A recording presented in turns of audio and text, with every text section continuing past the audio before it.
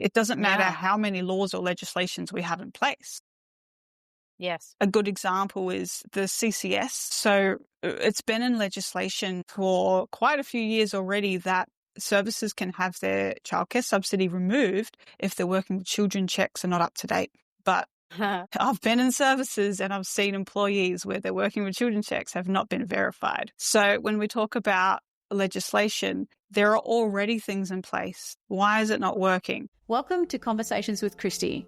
I'm Kristi McVee, a former WA police officer, specialist child interviewer and child abuse detective. For years, I worked on the front lines investigating child sexual abuse, where I saw the risks, the patterns, and most importantly, the ways that we can protect our kids. Now I'm here to share that knowledge with you. This podcast is all about real conversations, giving parents, carers, and educators the tools to keep their kids safe, both in person and online. Through survivor stories, expert insights, and practical advice, we'll navigate these tough topics together so you feel informed, confident, and empowered. Because when we know better, we can do better, and our kids deserve nothing less. Content warning.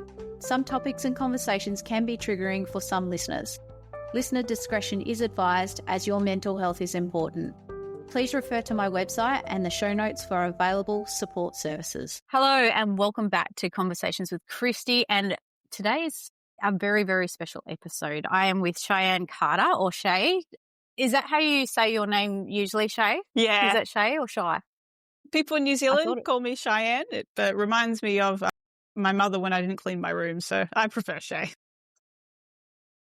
Yeah, I thought so. You know, you don't shorten your name for a reason because otherwise you feel like you're being told off. But this is a very special episode in that after what's happened obviously throughout Australia with so many concerns around early childhood education centres and safety, Chey and I decided that we wanted to jump on a podcast and have a conversation around what exactly has happened or how this happens, and then what powers and what things parents can do to ensure that they feel safe and that their children are safe. So I thought I would start with you, Chey. If you could just explain to listeners your experiences and how you got to where you are now. Yeah, absolutely. So I've been in early childhood for well over 10 years. Started as a trainee, worked my way through the ranks. And so through that time, I've worked for various organizations, for-profit, non-for-profit, community.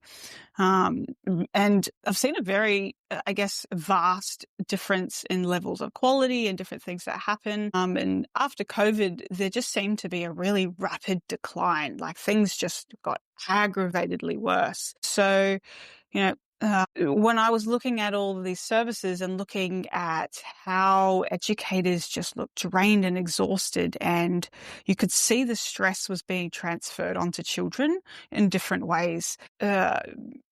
Because I was going to more than one service, I kind of like thought to myself, okay, I can complain about it, but I can complain more if I'm doing something about it. So I kind of asked myself, what can I do? What abilities or skills do I have where I can help in this situation? And so that's when I started looking at, technology and my social media, and just educating the public on different elements of child safety. And everything that I do with content is all about empowering the workforce so that they have the knowledge and the tools so that it translates into more safe environments for children. As we know, any parent would tell you how stressful it is with their child. So when you're in a room of 20 to 30 children and you don't have a break or proper breaks, you don't have the right resources. All of those things add added pressure and added stress, and a stressful adult is not good for a child. So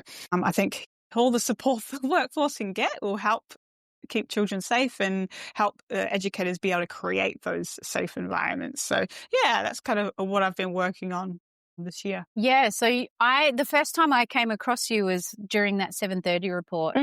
Obviously, you've turned your experiences and what you've seen into consulting for and to basically helping improve the standards for workers or for educators. Yeah. So with the consulting, I started off heavily in the for-profit avenue, helping for-profit providers. And my, intention behind that was, I was very good at making money when I was a manager. And so I thought to myself, if I can make these people more money, maybe they'll invest in the right areas. How naive of me. So I learned a lot through those experiences and understood so many different lenses or different perspectives on the other side of the business. And that honestly drove me more to just wanting to help the workforce, because now I was hearing the voices from business owners. I thought, okay,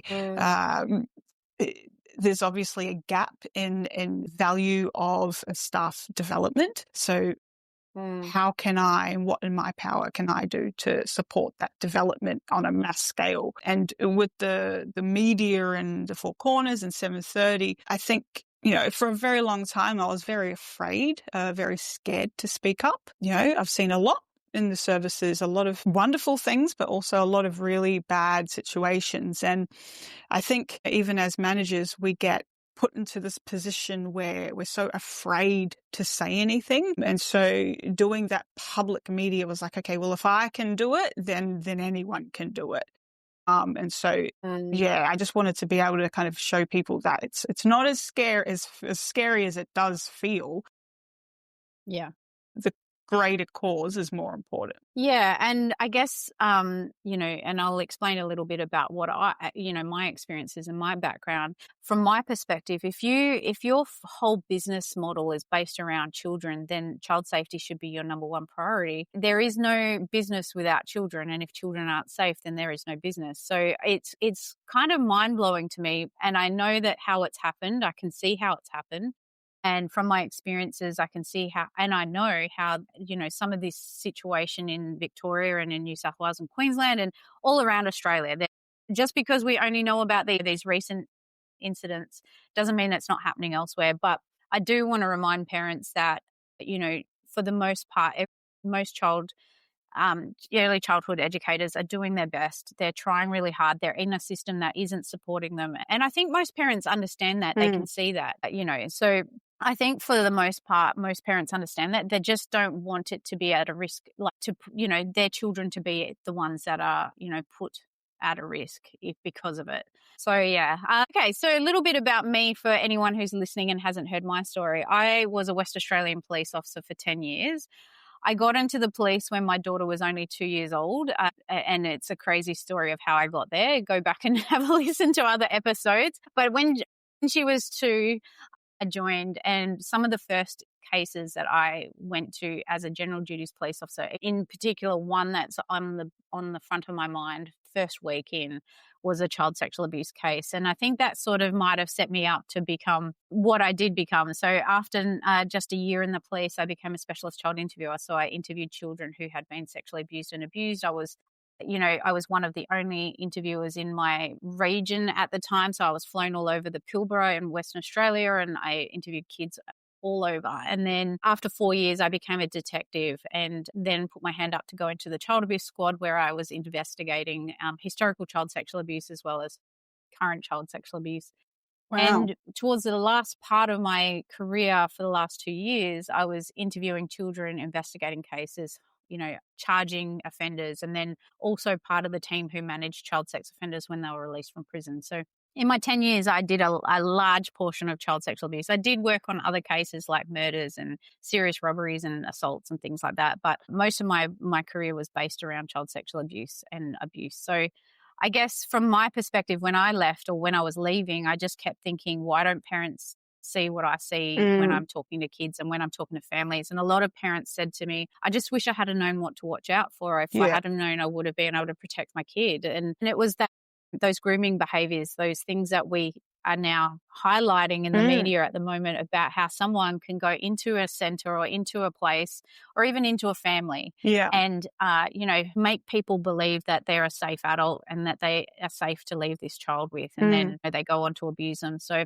I wrote a book about that called Operation Kid Safe and A Detective's Guide to Child Abuse Prevention. And it was kind of like it was because I couldn't stop thinking about all the kids. I tried to become a personal trainer after I left the police, but I kept thinking about the children that I felt like I had let down my community and children by leaving the police. It wasn't by choice in the end. I actually left because I had PTSD, and I was going to say that must have been really psychologically challenging to listen and hear every week. Yeah, it was really intense, especially because where I worked at the time, especially those last 2 years where I worked, I was expected to interview the children and investigate their cases. It should not have happened that way. And even though I spoke up about it and said, look, this is not actually good for my mental health. Yeah. They didn't have anyone else to work on them. So they just were like, you just got to do what you got to do. They didn't listen to me, and it did affect my mental health, and it did cause, severe anxiety and PTSD. But to be honest, I think when I left the police and I felt like a failure, I absolutely did. And that was part of the mental illness that I was dealing with. Looking back 5 years now, I've been out of the police for 5 years, written a book. I'm now, obviously advocating for better child safety, for identifying grooming, talking about this in public, which never in a million years did I think I would be doing what I'm doing. I'm sure it's the same for you, Chey. Absolutely. But, it's just one of those things where it sort of evolves. And here I am, 5 years later, and I'm on Sunrise and I'm on the TV and I'm on radio, and you're thinking, how did I get here? But it was because I knew that kids needed me to speak up for them. Yeah. And, that we don't listen to them enough, and we just don't give them enough space and time and attention to be able to feel safe so that they can disclose. And there's even in the police, there's a lot of holes in the system. So my experience with what we're dealing with is in that I would have been the person to come in and investigate. Combined with your experience, hopefully we'll be able to give parents some clues as to how this has happened and why this happens, and then how parents can keep their kids safe whilst in care. Absolutely. And so I guess I have a question for you in terms of, like, through all those cases, and I guess you might have been asked this 1,000 times already, but were there any similarities between the offenders apart from, say, gender? Yeah, so I guess, and this is a big question. I don't want to make it a gendered issue purely because it takes away from the fact that abuse is from the children. Yeah. But we know that over 90% of all sexual abuse is by men.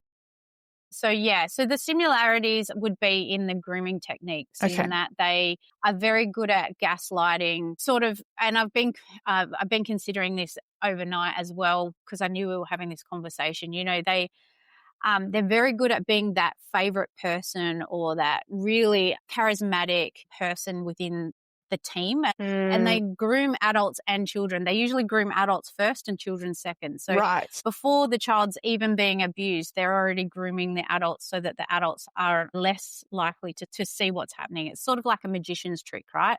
Nothing to see here, but you're doing this over here kind of thing. Yeah. So they've already groomed the adults. So they're in this setting of like an early childhood education centre, they'd be best friends with the director. They would be really close to, anyone in the higher ups. They're going to be really helpful to those people. They're going to be bending over backwards to help them and make it easier on them. And that's because then they're also, if anyone starts getting curious or maybe suspect, they're also going to go on a complete campaign to discredit that person, and they're going to make them seem like they don't like them. They've never liked them before. They make false accusations. They just don't, it's all, they're the victim. The person who's over here grooming everyone is the victim. It's very narcissistic. And this person, massively so. I mean, of course. But also, whilst they're doing that and they're grooming children, they're also putting a wedge between children and safe adults. So they might be, that really, really important person in that child's life, someone that child can talk to about anything. They're giving them treats or special treatment that, will be against policy probably, but also is making the child feel special. They're also encouraging secrets between the child and the person that's grooming them. And usually over time, the child then stops communicating with others and going to other people. They're very much attached, especially in early childhood, very attached to this person. Well, but yeah, as you were describing, I'm thinking to myself, like, wow, childcare is the perfect environment because we are actively promoted to create those relationships with families and children. So from a very naive I guess, perspective, it can look like just a really good employee. Mm-hmm. Yeah, and I mean, I think if you look at it from the lens of, okay, and I talk about the fact that grooming versus inappropriate behaviors, someone who is just being inappropriate because they don't know any better will usually when they're called out on that behavior, or when someone brings it to their attention, they will then attempt to rectify and fix that and be apologetic because they just didn't realize, but someone who's grooming will deflect and discredit and destroy the person who's doing it. Or, they'll just pretend. They'll deflect mostly. I would never do that. I don't understand why you would think that about me. That's so, and then they go into that victimhood again. But also in these situations, I mean, you can have these kinds of relationships with families and children without excluding all children. It should be equal. Yeah. You should be having these relationships with families and these relationships with children because you're someone who spends so much time with these kids. It's really important that you do have these close, safe attachments. Otherwise, they don't want to be there, right? They're going to be a nightmare to deal with. Yeah. So you can have those attachments without actually excluding other children from that, or without, with having safe boundaries around that attachment as well. So I don't think it's when you don't understand the actual what a safe adult is, or if you don't have like some boundaries around how to have those safe relationships. And, in these situations, how this happened, I believe, with this person. And again, let's look at the current case. He obviously groomed and abused the workers. He groomed the workers or the staff, and there was some staff who had identified that he was a concern, that they weren't listened to or they were dismissed, and it was deflected off him. But these children were only 5 months to 2 years old that I'm aware. Yet most of his victims were only very little, unable to verbalize. There was no victim disclosures. There was no worker disclosures of seeing him abused. And the only way he could have done that is if he was given time and space alone with those children. And how he managed that was by grooming everyone around him. I completely agree. This week, in preparation for this, it was discussed. I read the Ashley Griffith case. I've been reading that too. Yeah, and because I wanted to understand what opportunities did this guy have to kind of understand what opportunities this Joshua guy had.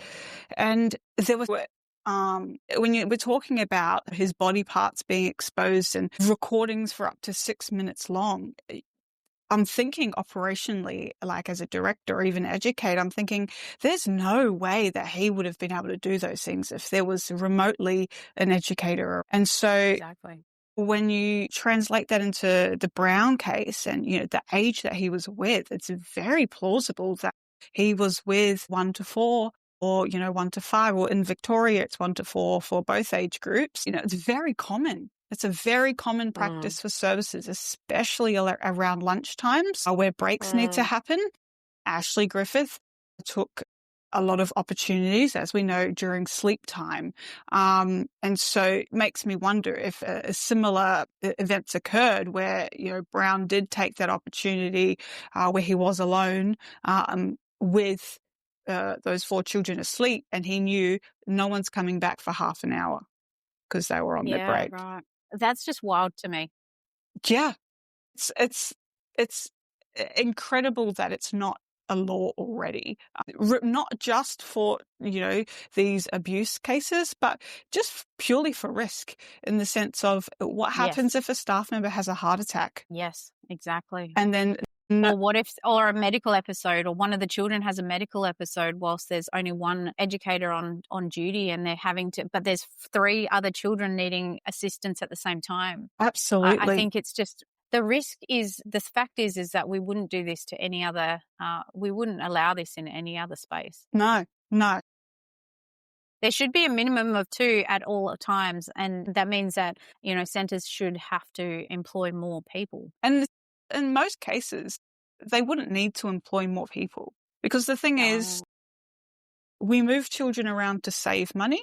We can move children around to keep them safe. So if there's an educator with 5 children in one classroom, As an educator in another classroom with 4 children, just combine them until someone starts their shift. It's a lot Well, safer. yeah. And I mean, they do that. I remember my daughter when she was really young, she's done all forms of childcare. So she initially was in a couple of days a week whilst I worked part-time before I became a police officer. And then she's had au pairs from, international au pairs because it worked better when I had shift work because I didn't have no family, no anything. And then she's been in before and after school, long day care,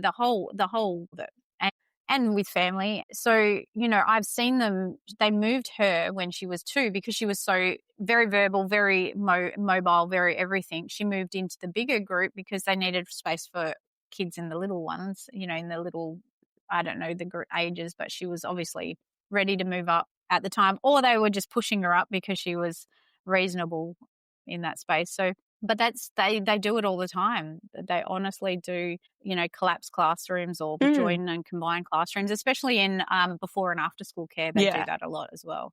Absolutely.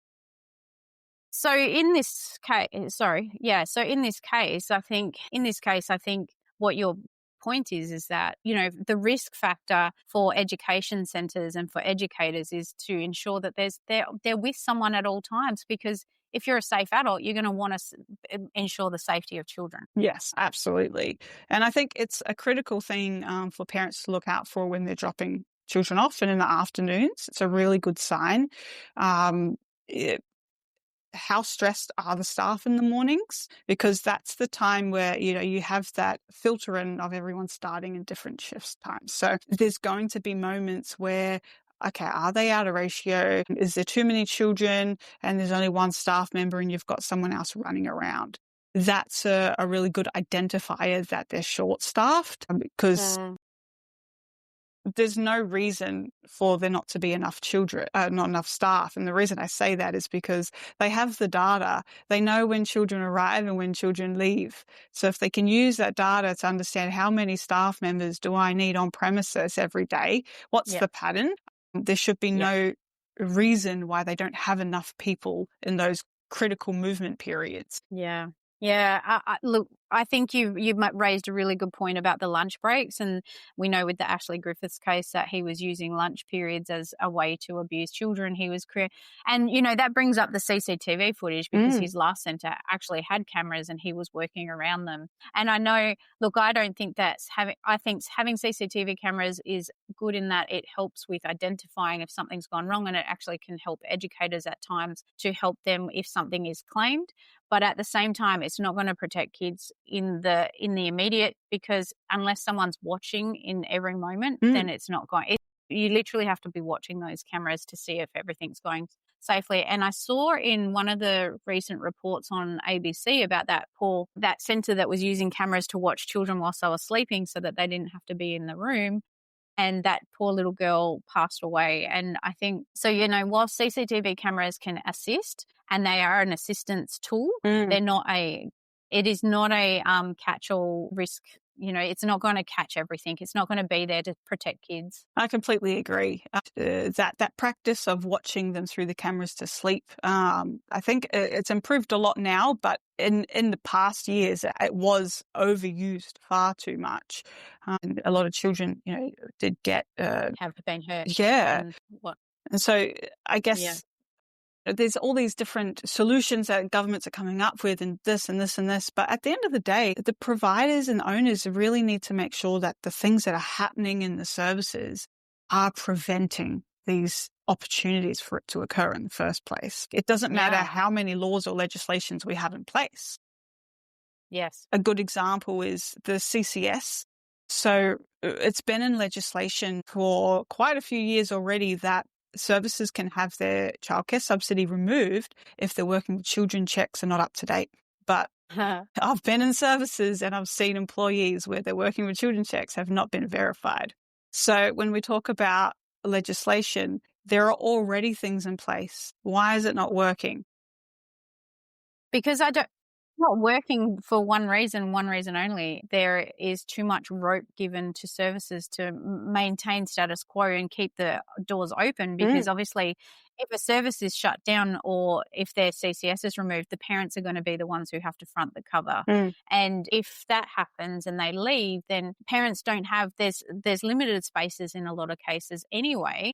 They don't have, we don't have an abundance of early childhood centres right now anyway. So parents are struggling to get the right care regardless. And so a lot of the times parents feel like they're stuck, that they have to stay where they are, because unless a space comes available in another centre and it's, whatever. So I think for that CCS thing, that's interesting you bring that up. That was a question I got on Sunrise on Monday morning about the removal of CCS.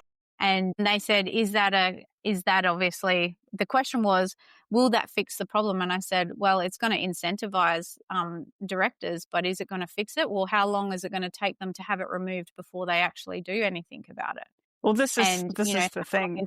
How long is the rope? Exactly. So when the state regulators, have done their spot checks and they've identified these, gaps in staff records, they're already not communicating it to national government. So it will be very interesting to see how they are going to ensure the communication between the state regulators is consistent and ongoing with the national regulator. Yeah, I'm already feeling a little bit disillusioned with the current noise in the government around how to fix this. They're also talking about those more. The other question I had on Sunrise on Monday was that they would give them extra powers to do spot checks without a warrant, but they already have that power. So this is just lip service that we're getting, and I'm definitely not okay with what is being said, because that is not going to protect kids. That's just going to give, again, how long is the rope. But one thing you brought up is the working with children's check, and parents, obviously this is a large topic of conversation, because we know that working with children's checks don't show intent. They only show if someone's been charged. A lot of the times education centres and regulators aren't notified until a charge has been made. So, and I know from my experience of investigating these cases that we don't notify anyone until there's a charge made, and a lot of cases go without charge because it's the burden of proof that police have to do up to, the expectation to find, it's beyond a reasonable doubt. So therefore you can't just charge anyone for anything without actually having evidence. And, in this case in Victoria with Brown, for instance, he would probably have gotten away with it for a lot longer if someone else hadn't have been picked up with the exploitation material that he had sent them. Yeah. So he hung himself in his own noose because he had distributed the child exploitation material he was creating in this centre, and therefore that was how he was caught. And I'm thankful for that, because he could have been doing this for years, like Griffiths, if he hadn't of. And Griffiths was caught in a similar way because he was finally identified from exploitation material that he had been creating for over 10 years. So, if this exploitation material wasn't picked up, they could have continued to abuse. So I think for the working with children's check, yes, it needs to be nationally regulated and it needs to be better, communicated, but it's not a catch-all. We know that it's not going to catch the people who are investigated but not charged. It's not going to catch the people who are, who have intentions but, and we had a saying in the police, you only catch the dumb pedophiles. So, which is sad. It is, because the smart ones don't get caught. What's your opinion, or I guess in your experience? I read a lot of the NCAT tribunal cases, and I've read a couple of situations where the working with children check system worked and barred this person, but they've gone to tribunal and they've had it overturned. And this is people that have had possession of child sex material. And something that when I'm reading these cases that comes up often is their use of mental health, and how I was only looking at that when I was depressed. And I'm not depressed anymore, so I'm not interested in that. And I was saying to someone the other day, I said, I don't know about you, but when I'm sad, my sexual preferences don't change. It's like, what's your opinion on the fact that those people are now then working with children? I think it's a massive cop-out, and it's a huge risk. we know that, like you said, I mean, you're reflecting on it from your own perspective. My sexual preferences don't change because I'm depressed. No, they don't. Usually you have a lower sexual desire. You don't actually want to be engaged in that. And we know there's research that shows that people who watch child exploitation material and child abuse material are 60% more likely to go and seek out children afterwards. So we know that it increases the risk of abuse. We know that children, offenders who watch child abuse material actually go on to offend if they don't find a way to curb their abuse, the watching of abuse material. We're actually seeing offenders younger and younger now. We used to but we used to see a lot more offenders in their 40s and 50s and 60s, because they might have been offending in their earlier years, but it takes a long time for there's some really interesting psychology around this. I'm not a psychologist. I just understand what I've seen. But, like there's those intrinsic, boundaries that you have inside yourself. Like, it goes against your values. You know that it's wrong. You know that it hurts someone else. You know that all of these things. And you've got these like little barriers in your brain, like it's all boxed up in your brain, and you understand that, right?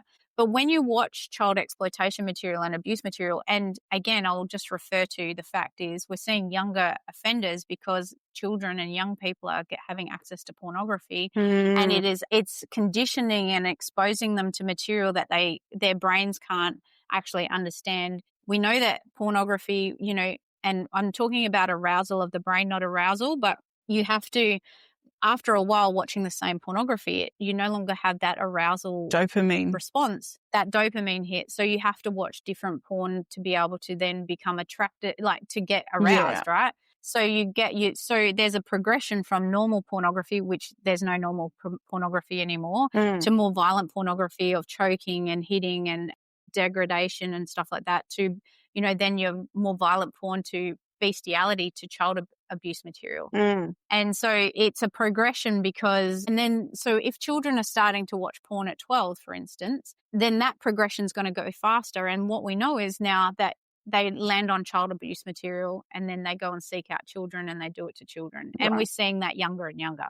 So for instance, that excuse of, oh, well, I was depressed at the time and that's what I was watching. Well, that is a real concern, because if they're in a state of depression where they're feeling bad and they're watching abuse of other children, tells me more about their mental, like it's not about their mental health, it's about there's more psychiatry going on, I believe. Yeah. And that they're attracted to children. And one of the things that I talk about in podcasts and in presentations is not all pedophiles or child sex offenders are actually attracted to children. Some of them can be attracted to adults but abuse children anyway because it makes them feel powerful, gives them control. They're in a position of power. We've got 3 types of offenders. The first is pedophilic or predatory. They're only attracted to children. They're our classic sex offender. But they are more likely to offend against boys. And in my experience, I've seen them. And when we think about a pedophile, we think, say, what do you see when you think pedophile? We think of like that trench coat, flashing, maybe in a white van handing out lollies, right? Then the next sex offender or potential sex offender is opportunistic. They can be attracted to children and adults, and they can have relationships with adults and then abuse children. So, and quite often with those people, I see them in like their parents or their grandparents or, family members or, the dads of a friend or whatever. They're the people who are happily married or seem happily married, etc. And then you've got the situational offender. And I liken them to when you hear of the stories where someone's broken into a house and then they've gone and raped the grandparent or the older person in that house. It's like the situation was there and they took it. Yeah. And in a lot of those cases with the situational offender, they've had a loss of control, or their addictions got overtaken them, or their opportunity was there so they took it. But they don't necessarily have an attraction to children. Right. So with Brown and Griffiths, they put themselves in a position so they could be near children. And getting back to how this happened, this can happen in anyone's home. Like we know that over 90% of child sexual abuse happens over 90% of child sexual abuse happens by someone known to the child. We know that someone who is attracted to children will find ways, they're 3 times more likely to put themselves in a position where they can work with children or have a job that is with children. So with those risks involved, we need to make sure that we tighten up the policies and the supervision around spaces where children are. Absolutely. And that was a lot of information. No, this was great because I've got, my mind's ticking, and I think, almost the HR companies and, directors almost need critical training around this stuff so that they can make executive decisions when hiring, but also, in that 3-month probation period, really monitoring the interactions and the behaviors around staff members so that they can identify, concerns or red flags and keep a record for any ongoing concerns. I don't think, many directors or HR managers would know where to start when looking at who's a risk. And so this information would be incredibly critical as a way of prevention. Yeah. I think, and I mean, this is how I ended up in this space, and it wasn't what I was thinking when I started, but I think that's the thing. If we know that the research is there, the patterns are there, the stories are there. We don't even need to do any more research to know how to identify. I mean, look, we can't look in the street and go, that's a pedophile, that's a pedophile, that's a pedophile. There's no way to do that because they all look different. Yeah. It's not like you can pick them out of a lineup. It's going to be on behavior, and we need to focus on behaviors and pay attention to behaviors. Yeah. Oh, that's really interesting. Yeah. I think the next part to this conversation really, and I'd love to hear from you. I mean, we've talked about CCTV, we touched on ratios, and we've touched on the working with Children's Check and the CCS. I guess from our perspective, to help round this out, we've given so much information, is what do you think parents can do to ensure that the centre that they entrust with their child is doing everything right, or at least attempting to get there? Like, they're putting the right things in place, the right policies in place, they're making efforts. What things do you think parents need to be on the watch out for? Yeah, absolutely. I think one of the key things is that transparency. So when parents are asking questions or have concerns, how are they being managed, and how open is the centre in communicating concerns? Are they hiding anything? If an accident happens or an incident in the service occurred, are they sending communications out to families, even if you're not involved, just letting you know this has happened, this is what we're doing about it? That transparency and that honesty is a really good indicator that they're not trying to brush anything under the rug. Another thing that I would consider is how the staff are, how supported they are. Is it a revolving door? Are they open to feedback? Do you see them or hear any updates about training and development? And usually staff members will, give you a pretty honest answer if you ask them, when was, your last staff training, or do you feel like you're supported fully? But also every service is supposed to have an open door policy, which allows families to come in at any time. A major red flag is if the centre is making up random rules, and I've heard of this recently, which was concerning, where if they're saying, oh, you can't come into the centre between these hours, or some centres had prolonged the COVID methods of dropping their children off at the front foyer and not letting families into the classrooms. If they're still doing things like that, that's a red flag. There should be no reason why parents can't go into the classrooms. So that open door policy is critical. So and testing it out. So if you do have a bit of a longer lunch break, or you have 10 minutes, popping in and seeing what it's like during the middle of the day, because that will give you a really good indication of what's going on when parents aren't normally around. Also, any opportunity to go on like incursions or excursions is an opportunity to see what's happening in the service. So often because it's a busy period, we've got so many things we're dealing with and managing, masks can't be held up for too long, and so you'll get to see the educators in their natural flow, and you'll get to see how they're interacting with children, as well as the numbers of staff. Yeah. So looking for opportunities essentially to connect with the service. One thing I always, I guess for parents who are feeling concerned and just want reassurance during this time, they are allowed to ask their centre for a compliance record. So every service Yes, so it's a regulatory requirement that services keep a record of their compliance history, which would include any breaches, any regulatory action, compliance action taken against them, any prohibitions, things like that. It's supposed to be in service. So parents are allowed to access that at any time. And if they say, oh, we don't have one, that's a red flag, even just a template. Right. So say, for example, it's a brand new centre and, knock on wood, they've actually had no compliance. There should still be at least some sort of template with a spot check, the date or whatever on it. Yeah. There is so that they've been checked. Yeah. Yeah. And parents can access that. Yeah. So can they go anywhere online to actually check these, or is it all in service that you have to ask for them? So the specific service-based information is just in service at this stage. Each state's regulatory department does have information on certain compliance actions. Depending on the state, depends on how detailed it is, or even if they provide the names. Western Australia is the best by far because they'll. Well, that's good to know. Yeah, no, absolutely. It's great. They'll publish everything. New South Wales and ACT is the worst. ACT publish absolutely nothing. And a lot of New South Wales's data is numbers, how many per quarter type thing.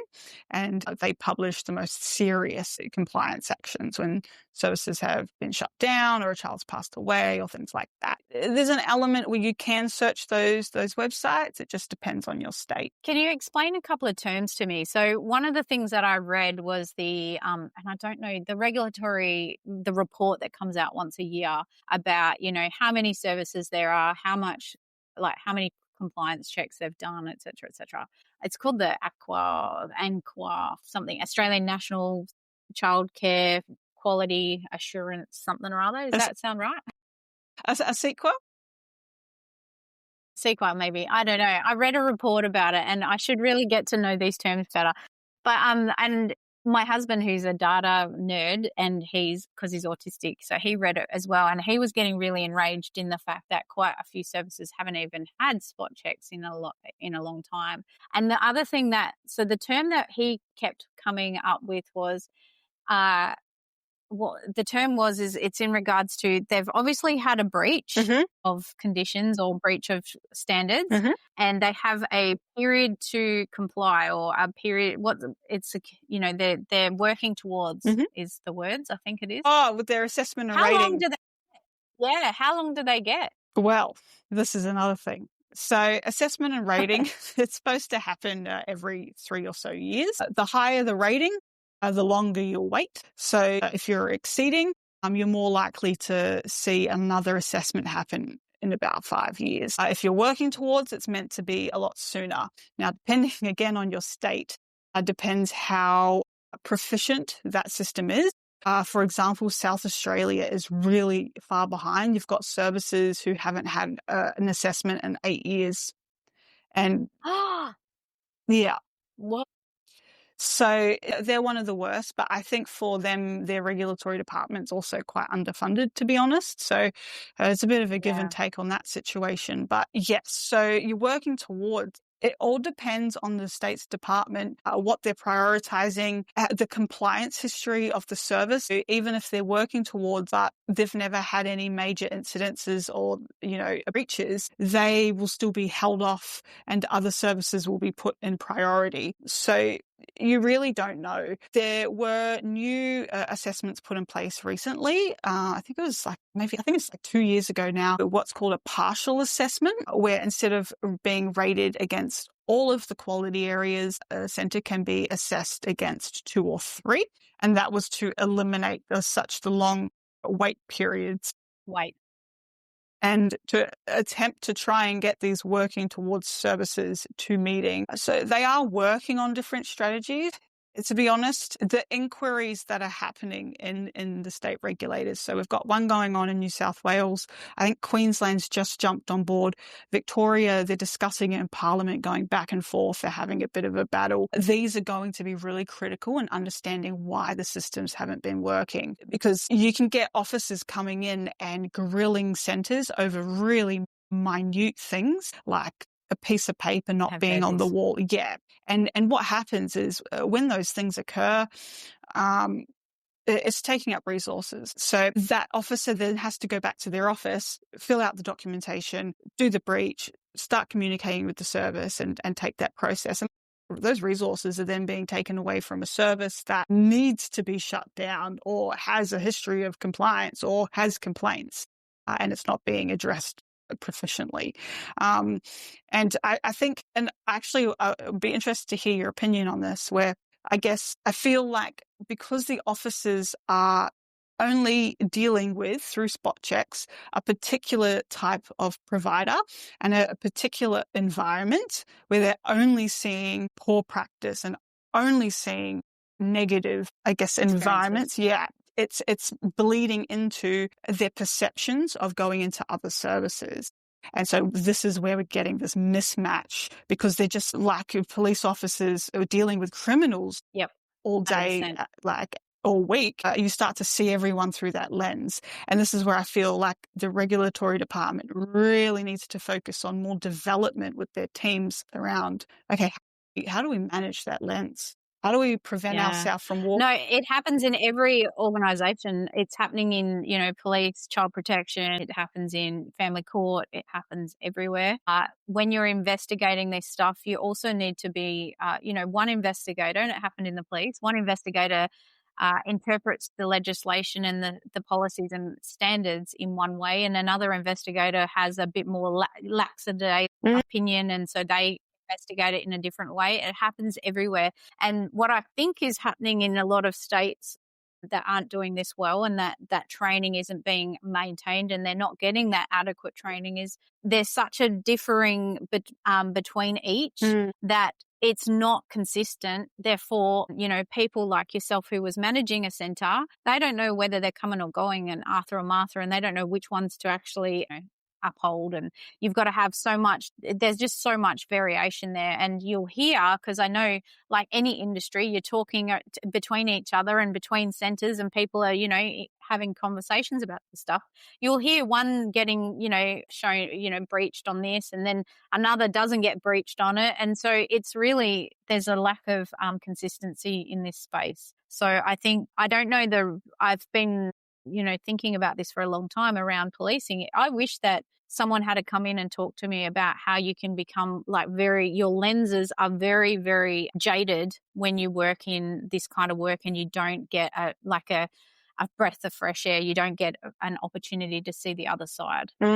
Because, the statement I make all the time is you deal with 5% of the population 95% of the time. Yeah. So when you talk to an average person as a police officer, sometimes you just see them through the lens of that's another person who's doing the wrong thing. Yeah, absolutely. So I think that's what you're saying, is it happens everywhere, and it's not until you get clear of that environment that you go, actually, there's a lot of good people out there doing a lot of good things. And so this is, I guess as well, this is where the ratings are no longer serving their purpose, especially for families, because some of the worst centres I've seen are exceeding. So right. Are they only exceeding on the day of their audit, and then the rest of the time they're not doing it very well? I mean, how do they know? Absolutely. So one of the changes with that partial assessment that was made is we used to have a lot of time to prepare. It used to be a few weeks. Now we have 7 days. So that was one of the critical changes that improved the reliability of the rating.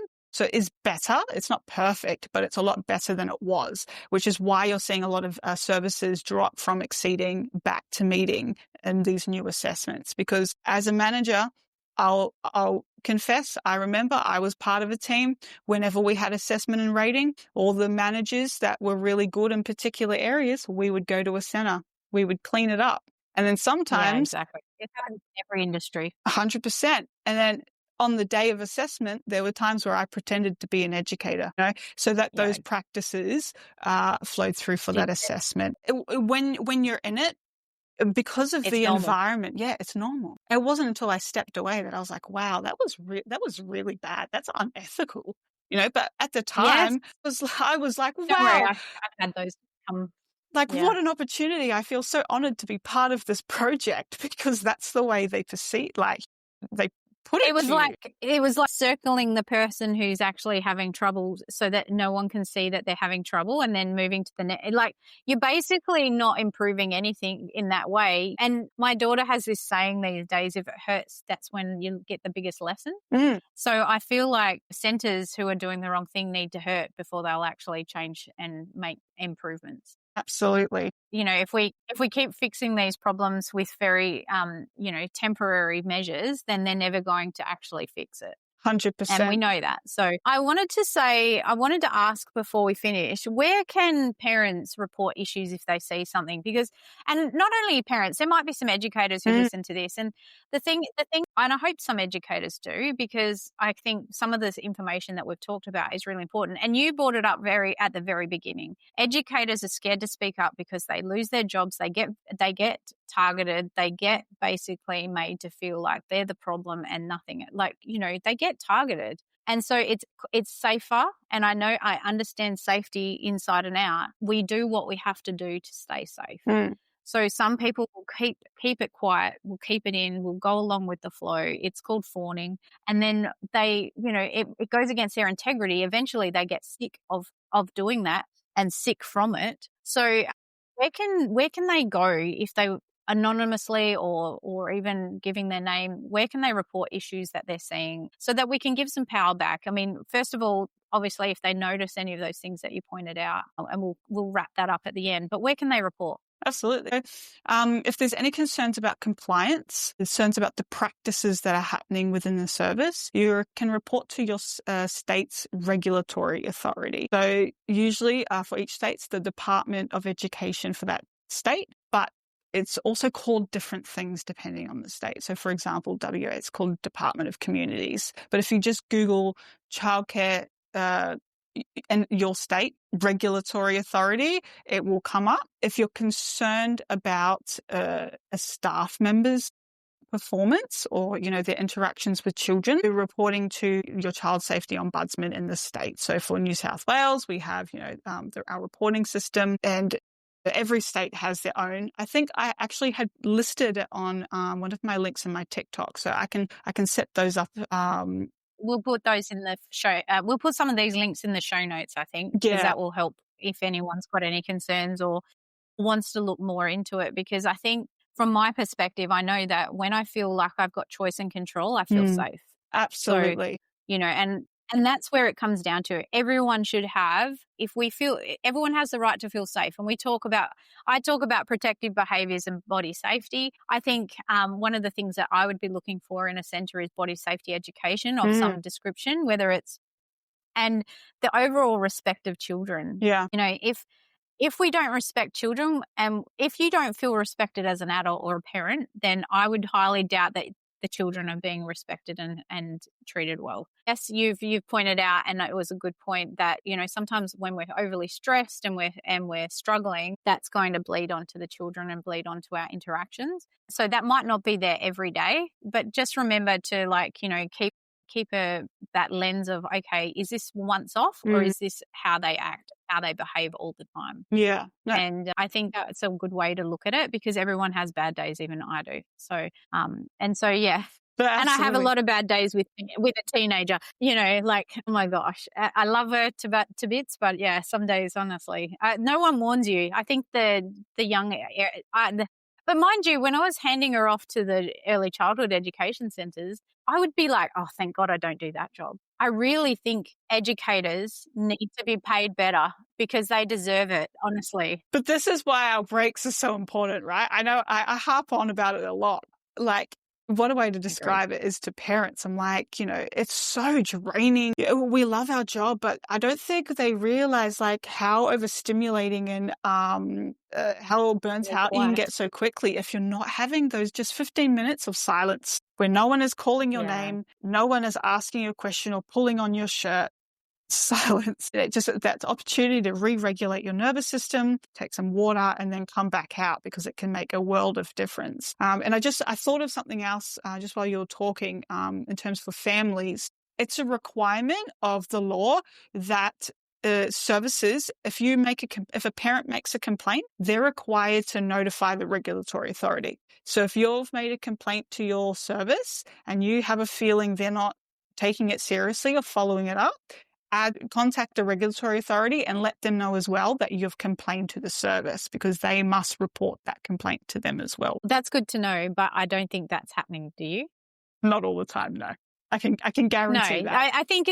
I think a lot of, like you talked early on about how if they're transparent and they're honest and they keep you up to date, that's a really good indicator. And we'll wrap up with like some of these key points. That's a really good indicator that they take safety seriously. They're willing to make changes. They're willing to admit fault. They're willing to work with you and work with their staff. If they're doing extra training, I'm sure you and I've had conversations with centres who are like, can you come and do a training on this with us? And to me, that says a lot about the fact that they want to get that education into the centre and to the families so that they can better equip themselves. Because when we know better, we can do better, and we don't all know everything, right? But if you're not open to change and you're not open to admitting fault or going, hey, I didn't know that, but let's find out a way to make this better, then absolutely, I think that's a really good indicator. No, definitely. Yeah. So to wrap it up, Chey, what could parents look for? They're looking for some of the key things that you said. Yeah, ratios. The base mentality or the overall mood of staff on a day-to-day basis, the transparency and communication of the director, how open and honest are they, and also in the rooms in the classroom, what do the resources look like? What do the shelves look like? Are they always empty? Are they always doing the same activities day in, day out? Because that's a sign of the provider not putting money into the service. And that's a signal that things can fall through the cracks. So it might not necessarily be an intentional injury or incident, but it's a sign of essentially the provider neglecting the service and where things can happen. And reaching out to your community is a big one. Word of mouth. Yeah. What have other people experienced? I mean, there's always going to be people who have negative experiences of services, but if the overall, like if we look at it from this perspective of the average of all of the responses are reasonable and good, and you then you can ascertain that maybe it's not so bad and it's decent. But if you get lots and lots, and it's the same, I get them in my local Facebook group. Which school would you choose, this one or this one? Because and then everyone's like slagging off one school or the other, and it can become a bit more of a harder decision because you actually can't make a decision because people always have things to say, right? But, Google reviews, Google the centre, look up that, ask when you go for a walkthrough, ask for that, that report or that document that you're talking about. Absolutely. And then, then they know you're serious. They're going to go, oh, this parent knows what they're talking about. Yes. And so the right provider will absolutely give you that information. For example, when I was directing, I over-reported, right? So if a director is always willing to have you in their office, always willing to share updates and communicate what's going on or give you anything that you need to feel reassured, that's a really good sign. Yeah, I agree. I think that shows an amazing space where if they're willing to listen to parents, they're willing to listen to kids. And absolutely. And they're willing and they're taking it seriously. Well, this has been an amazing conversation, but I feel like we could talk for about 3 more hours. Chey, if anyone wants to find your resources or you, where can they find you? Yeah, absolutely. So my website, divergented, divergented.com.au. Because that's the thing about that. I'll make sure it's in the show notes. I love how you were like, I know how to spell this. But like, hang on a minute. Or my TikTok is another one if you prefer video format. Otherwise, I do a bit of content on LinkedIn as well. So if you Google my name, Cheyenne Carter, things pop up. But yeah, those are my 3 main points of call. Well, it's an amazing thing for you to turn what you've seen and what you've done into like a new way for parents and for educators, because you're here to advocate for educators. You're not here as you want educators to have the best work environment and experience that they can. And I really appreciate that because I think there's a lot of pressure on them right now. There's a lot of pressure anyway.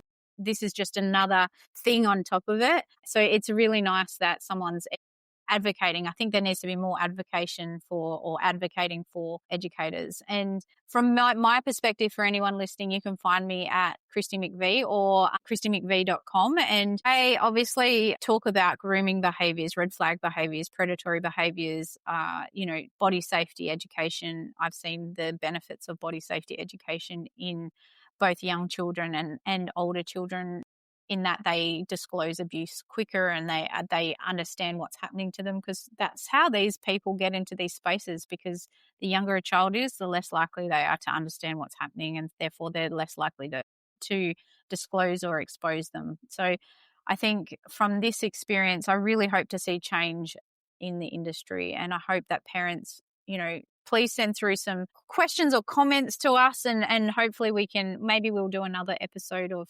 talking about any questions that parents have, maybe. That sounds great. Thanks. If you're open, Chey. Yeah, absolutely. No, thank you so much, Kristi. It's been a great chat. Your history and your knowledge is invaluable. And yeah, I think it's really important for people to hear. So thank you for your work as well. I think it's brilliant. Oh, you're welcome. Yeah, children, they need the people around them to keep them safe. So everything that we're doing, it's collectively, it's making a bigger impact than we probably realized. I reckon. I really do think that.